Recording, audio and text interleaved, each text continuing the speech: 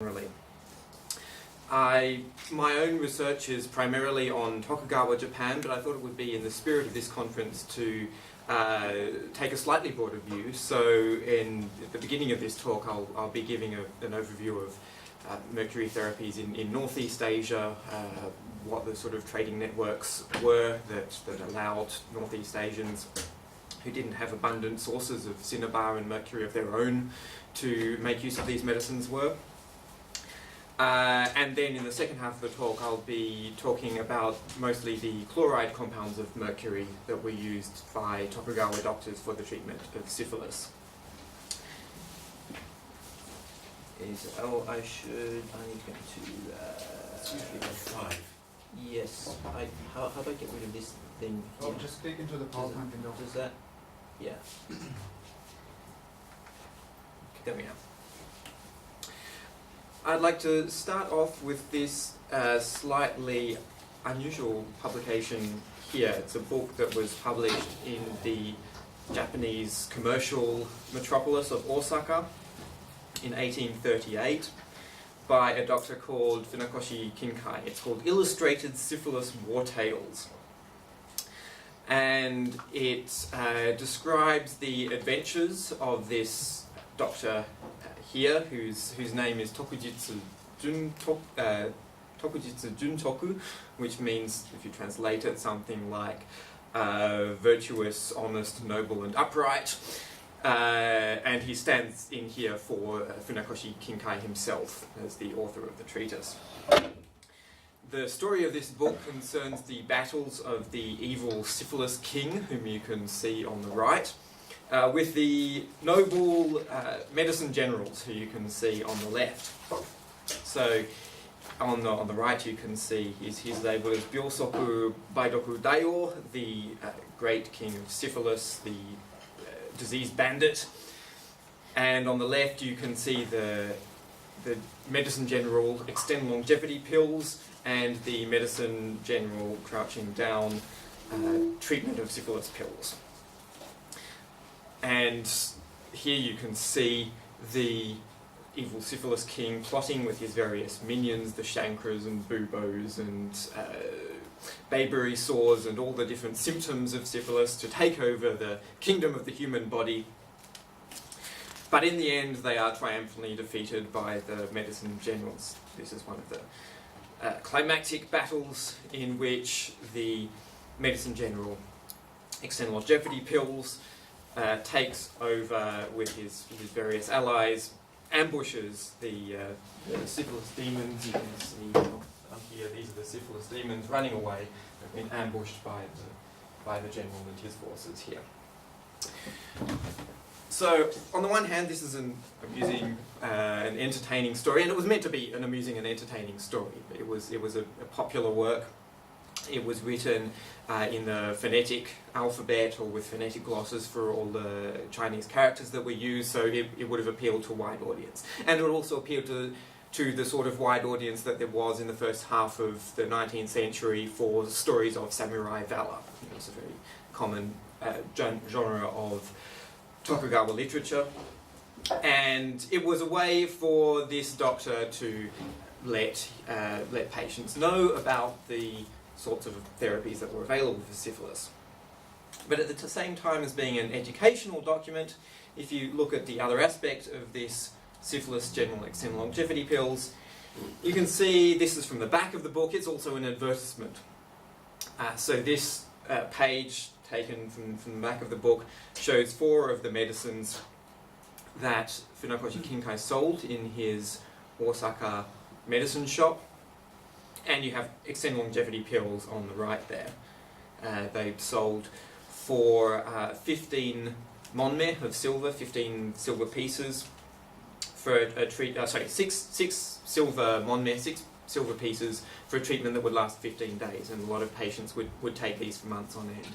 And that's a moderately expensive medicine. 6 monme is about 1 day's wages for a skilled labour, such as a carpenter. And so these are the 2 aspects of medicine that I'm interested in disentangling and re-entangling as I try to understand what was going on in the history Tokugawa medicine. On the one hand, the history of medicines as cultural phenomena involving ideas about the body, ideas about the nature of medicines as they acted. On the other hand, medicines as commercial phenomena.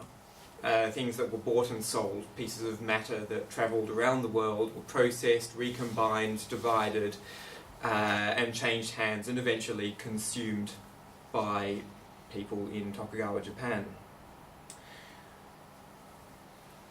So this is the broader scheme of the picture. As I said before, thanks to Ulrika, you now have a good idea of the history of mercury therapies in China. In the case of Northeast Asia, in Korea and Japan, there were a number of sources that were used. The first is Western Eurasia, symbolized here by the Almaden mines in Spain. The second was China, which would have been probably one of the largest sources, emblemized here by the site of Chenzhou, which was the site of the most famous or the highest quality cinnabar, but really spread in deposits that were quite widely distributed across China and southwest China, and even into Burma, as we were discussing this morning. And there were also smaller deposits in Japan itself, in the region of Ise, where is one of Japan's most sacred Shinto shrines. And these were deposits that were quite productive in the Heian period, so from the 9th to the 11th century or so, but eventually became less so.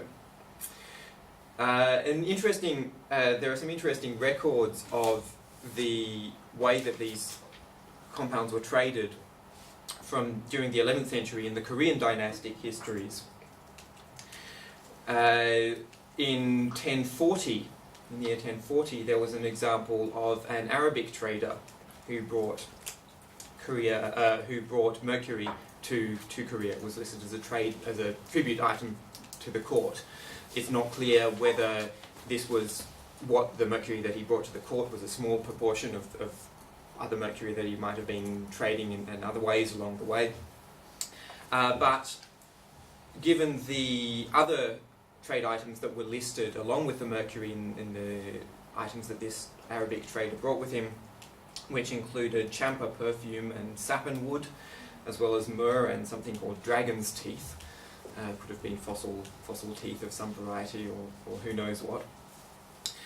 These other items that were in his cargo suggest that he had probably followed a maritime route to get to Korea, most likely coming through the major Muslim trading center of Chenzhou on the southeast China coast before he reached Korea.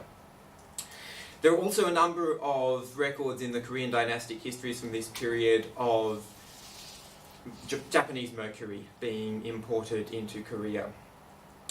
Some of this is brought on Japanese ships. Some of it is brought by Japanese monks who were travelling to the continent in not in large numbers during these periods, but in a culturally significant way. A lot of the development of Zen Buddhism in Japan during this period has to do with Japanese monks who were travelling to China. And one of the ways in which they paid their way as they went through Korea and China was by means of mercury that they had carried with them from the Ise mines in Japan. One of the early signs that the Ise mines in Japan were declining in their output is from Japanese records in 1298 of a Chinese trading ship that was becalmed off the coast of Kyushu, the southwestern island of Japan.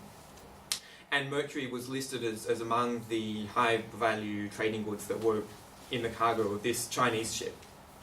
So that suggests that by that stage, Japan had begun to switch from being a mercury exporting country to being a mercury importing country. By the 17th century, most of the Ise mines are no longer being very productive, and there are various attempts to to go out into Ise region again and try to find more sources of cinnabar and to restart those mines, but none of them are successful. Instead, the main sources of mercury and cinnabar and mercury during the Tokugawa period from 1600 onwards are coming on the one hand from China, on the one hand, and on the other hand from Europeans, from Dutch traders who were granted the trading monopoly from Europe and from their other colonial trading outposts in Southeast Asia and the like. It's interesting also to note that the mercury and the cinnabar from these various sources were thought to be of different qualities, according to Chinese doctors. So in 1681, one Japanese doctor called Endo Genri recorded that there were, coming from China, there were two different grades of mercury. There was two different grades of cinnabar. There was good quality cinnabar and not so good quality cinnabar. By the end of the 18th century, the great materia medica specialist Onoranzan wrote that there was no longer good quality Chinese cinnabar being imported into Japan, and that the best cinnabar being brought to Japan by that stage was coming from Europeans. It was being brought by the Dutch. So there was consciousness that these compounds and these substances coming from different origins were not the same. Cinnabar from one place is different from cinnabar from another place. And also that there is temporal change. Cinnabar from China in 1800 is different from cinnabar from China in 1500. Now, for the rest of this talk, I'm going to be talking mostly about syphilis, which coincidentally is also begins to enter this area around 1500, and the mercury chloride compounds that were the most common form of mercury compounds used to treat syphilis in Japan in the Tokugawa period. Interestingly, even despite the fact that the Ise mines themselves, the Ise cinnabar mines, and therefore Ise mercury production, had more or less dropped to nothing by the Tokugawa period, the Ise itself continued to be one of the major centres for the production of mercury chloride compounds. Ise Oshiroi, which was produced initially as a cosmetic compound and used widely as a cosmetic compound during the Heian period, 10th, 11th centuries. This continued to be produced in Ise itself into the Tokugawa period, and the Ise mercury chlorides were regarded as being higher quality than the mercury chlorides that were being produced in places like Kyoto and Osaka, despite the fact that all of these places were using compounds that, using raw materials such as mercury and cinnabar that were being imported from overseas. So part of the reason to do with that has to be something to do with not just with the materials, but also with the expertise that was involved in processing them. A lot of the knowledge that was required to make good quality versions of these drugs, as opposed to just make any old version of mercury chloride, was kept secret. It wasn't publicly transmitted, and this was one of the things that constituted what these drugs were, what these drugs meant in Tokugawa society, and why they had the value that they did. And this was something that changed over time, as we'll see, as the publishing industry in Japan became more prolific and doctors became more willing to distribute the information that they had about these production methods. So this is syphilis. As I was discussing with some of you this morning as we were walking across, the most likely explanation for how syphilis got to Japan is that it was a New World phenomenon, that it following the Columbian contact and the epidemics of the French pox in Europe during the 1490s. Very, very rapidly it spread, thanks to the Portuguese, to southern India, and probably through indirect contacts with Chinese traders in Southeast Asia, had reached Japan by a couple of decades into the 16th century. So a couple of decades into the 16th century, there are reports of a mysterious new disease, which is known by terms like Tokugawa, as the Chinese pox. So that's the East Asian version of the French pox. In China itself, of course, it's not known as Chinese pox. It's known as the Guangzhou pox. So it's specifically associated with southern China, which is, of course, the region where it would have first arrived due to contacts with Southeast Asian traders in the South China Sea. What they called it exactly in southern China, I haven't been able to discover. So going back to Funakoshi Kinkai, one of the reasons why Funakoshi Kinkai became interested in syphilis medicine and became a specialist in syphilis medicine was that he was a syphilis sufferer himself.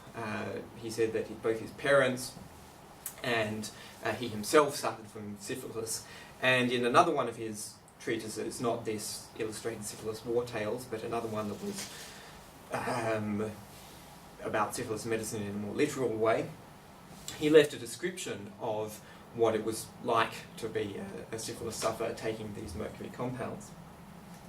He wrote that his parents contracted the disease, his father died at the age of 29 and his mother at the age of 44, and that he too suffered from the medicine in his youth and tried all sorts of medicines without success. He eventually became desperate and told a doctor, "Rather than suffering like this for a long time, I would consider a quick death as a blessing, and even the harshest of drugs hold no terrors for me.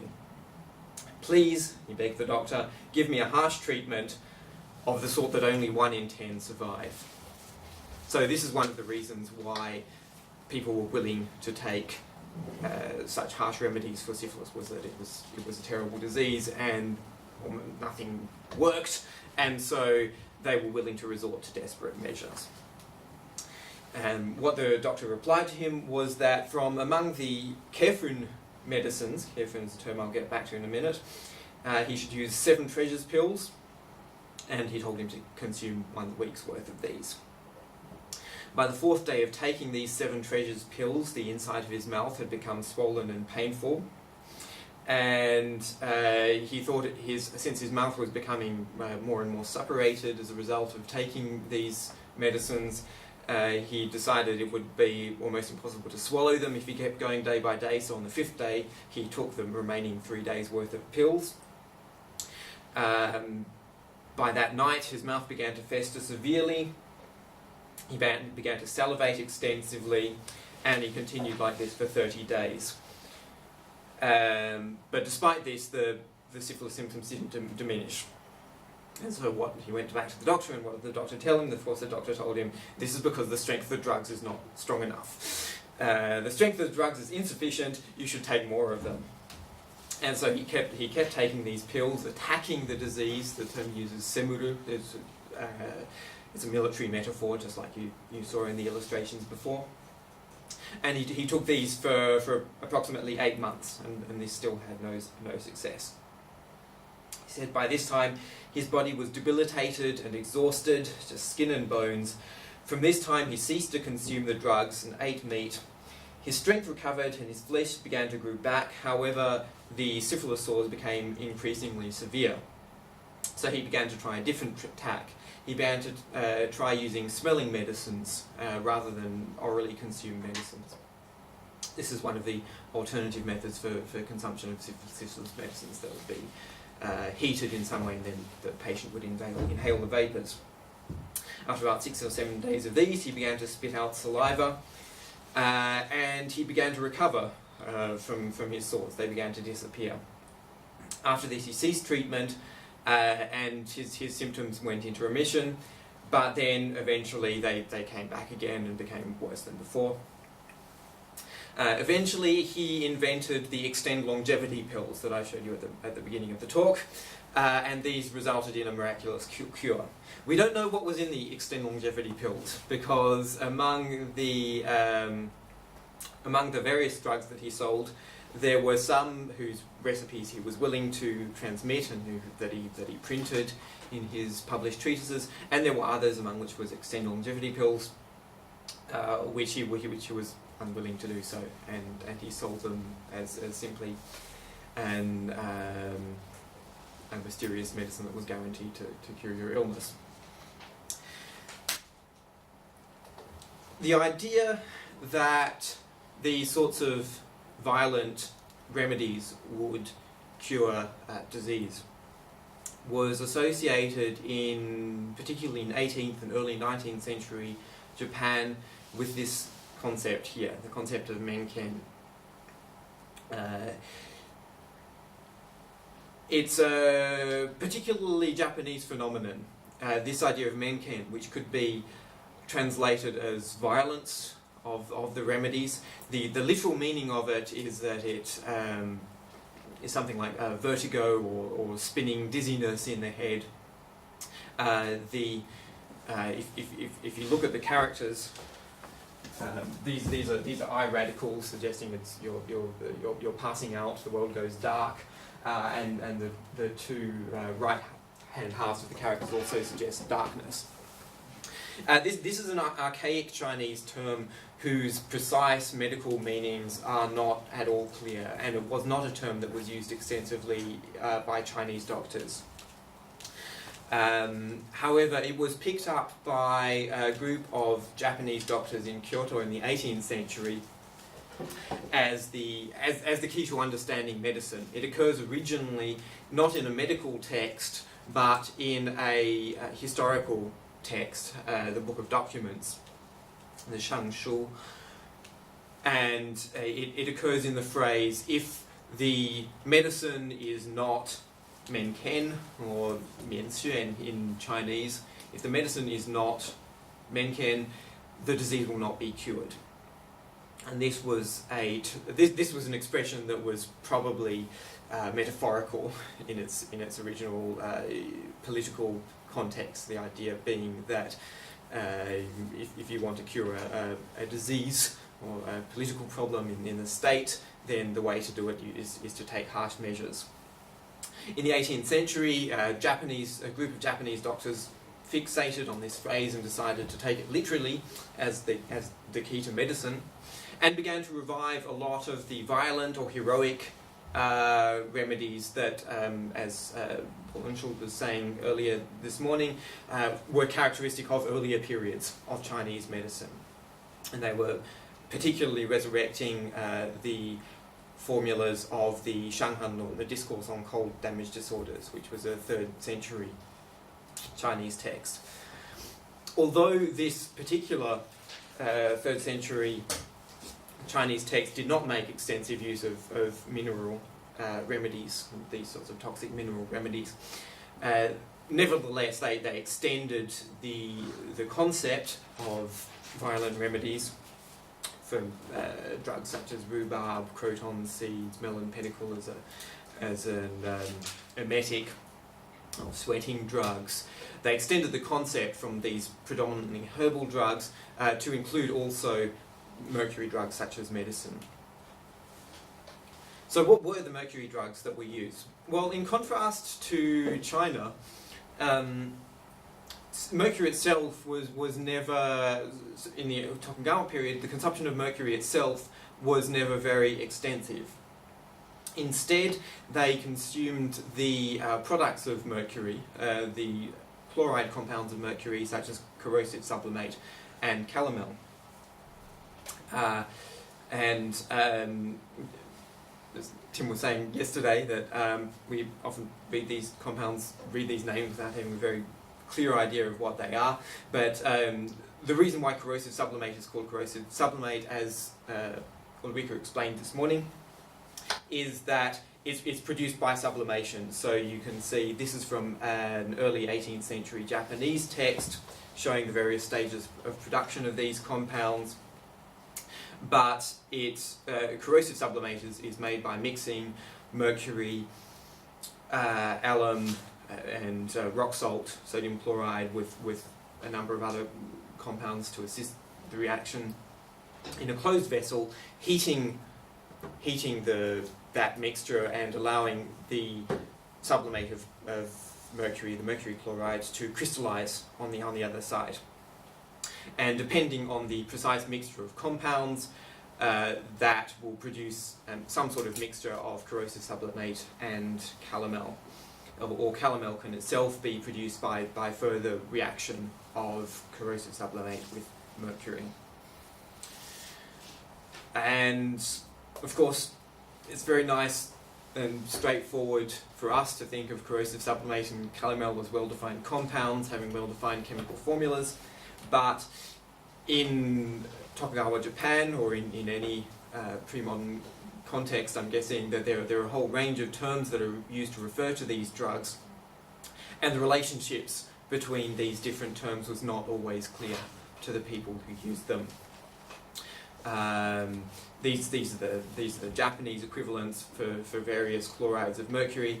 The top ones in normal script, the top 5 names in normal script are taken from Chinese terms. The bottom 3 are taken from Latin or Dutch terms. These are taken from the influence of Dutch contacts in the 17th and 18th century. So sopiru is the Japanese abbreviation for soprimato, sublimat, the Dutch word for corrosive sublimate. Dorushisu is the Japanese pronunciation of dulcis, sublimatus dulcis, which one of the names is caramel, and karumera is another name for calomel. And these were used by these were not necessarily treated by Tokugawa doctors as being equivalent to each other. So funso, which we think is equivalent to calomel, would not necessarily be treated as equivalent to karumera. They were, and of course would not necessarily have been chemically equivalent to karumera, because they would have been produced by slightly different chemical processes, and therefore would have had different impurities associated with them. And a lot of those impurities would have had a dramatic effect on the way that the drugs were absorbed by the body, and the consequent reactions that the body would have to the drugs. One of the drugs that is particularly interesting is this one here, seisenu.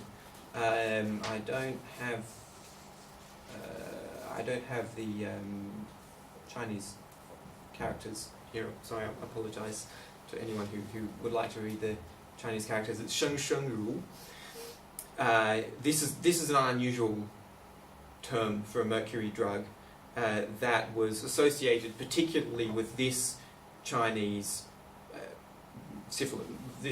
book on syphilis medicine from 1632. It's a late Ming Dynasty text, which was written by a Ming Dynasty author who claimed that he himself had not become interested in syphilis medicine due to his own illness, unlike Funakoshi Kinkai, but due to his friends. He wrote that when with his friends he had gone to take the examinations, the civil service examinations in China.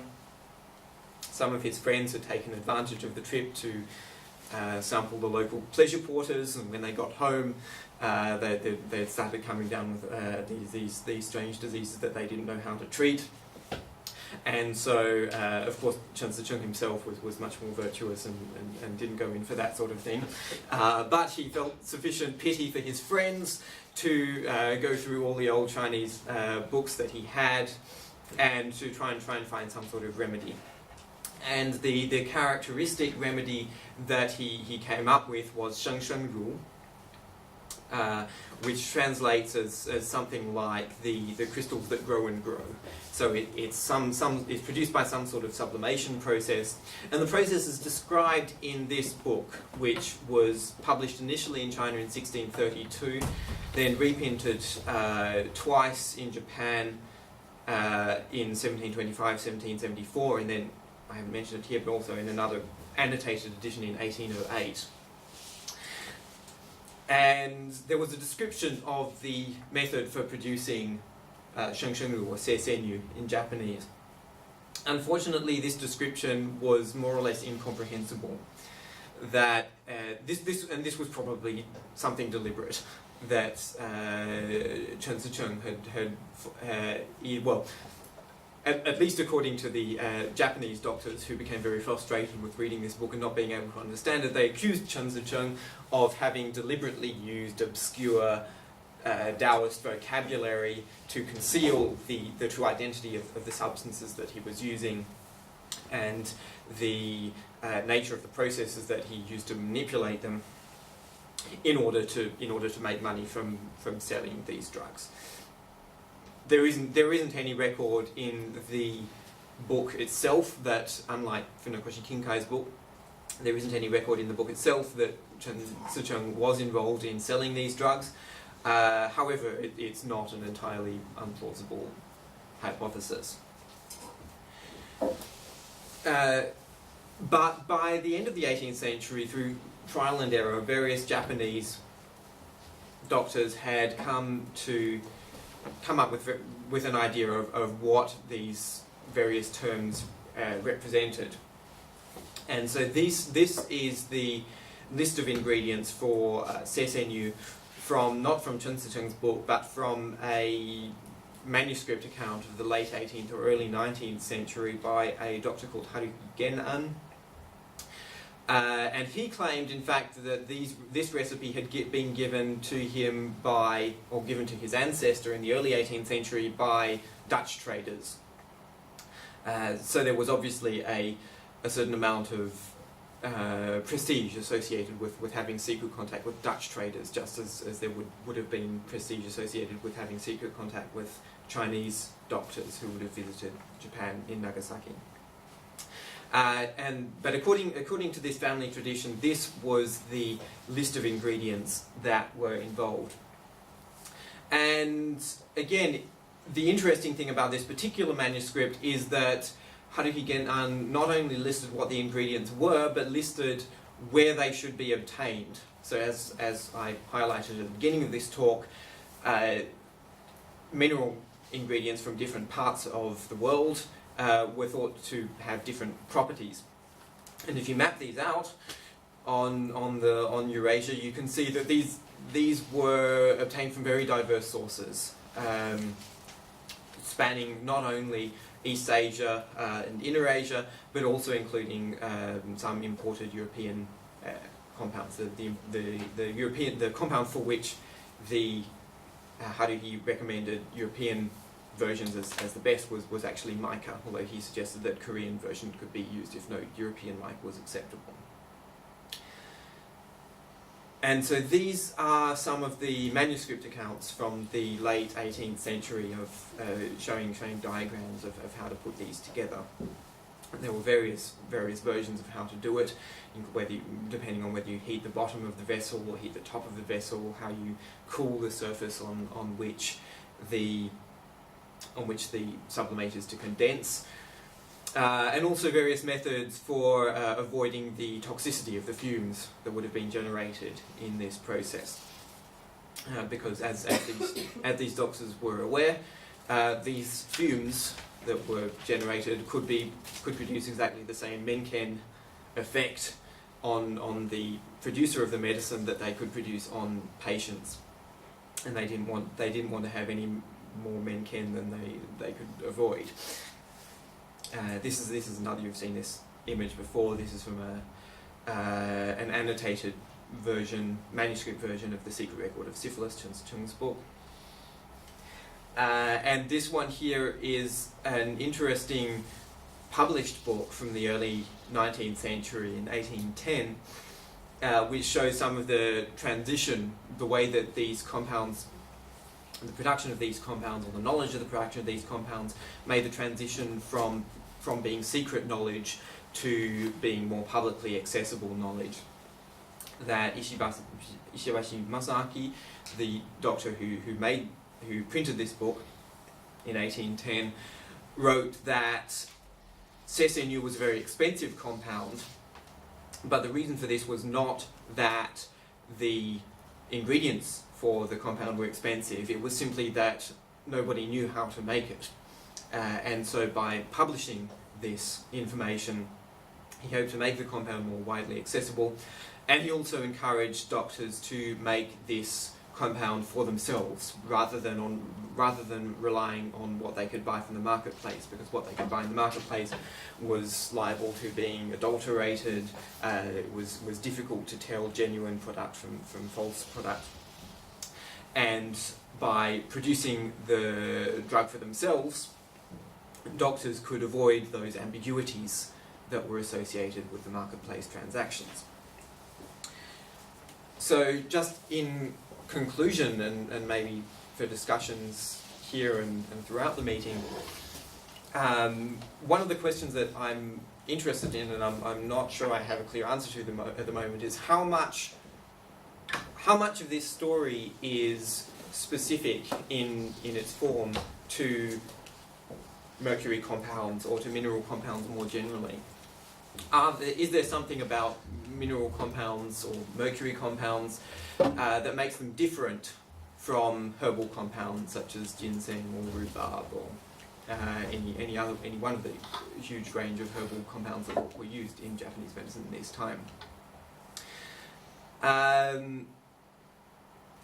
On the one hand, the most basic difference seems to be something to do with the way the transformation, the knowledge that's involved in the methods of transformation seems to be different or more difficult, more obscure than it does in most descriptions of the processing of herbal medicines. We simply need to be herbicide, cut, dried, perhaps fermented, but it's not generally as common for them to have such complicated methods of production as it is for chemical compounds. And so the problems of knowledge associated with herbal compounds are somewhat different from the problems of knowledge associated with compounds that are chemically produced. On the other hand, we shouldn't go too far in making this distinction. Something like ginseng, for example, was subject to very extensive investigations in Japan during the 18th century, precisely in order to discover methods of processing that would enable transformation in the same sense of one type of ginseng into another type of ginseng, whether ginseng grown in Japan could be processed in such a way that would make it just as good as ginseng that was imported from Korea. Or, given that this is the 18th century and that North American ginseng is beginning to be brought to Japan in this period, could North American ginseng be processed in such a way? So it's a question that I'll leave open to the rest of you to talk about to what extent we should think about mineral compounds or chemically produced compounds as occupying a qualitatively different category of drugs in East Asian or in various global medical traditions, or to what extent we really need to be thinking in the same sorts of ways about herbal drugs and mineral drugs together. Thank you.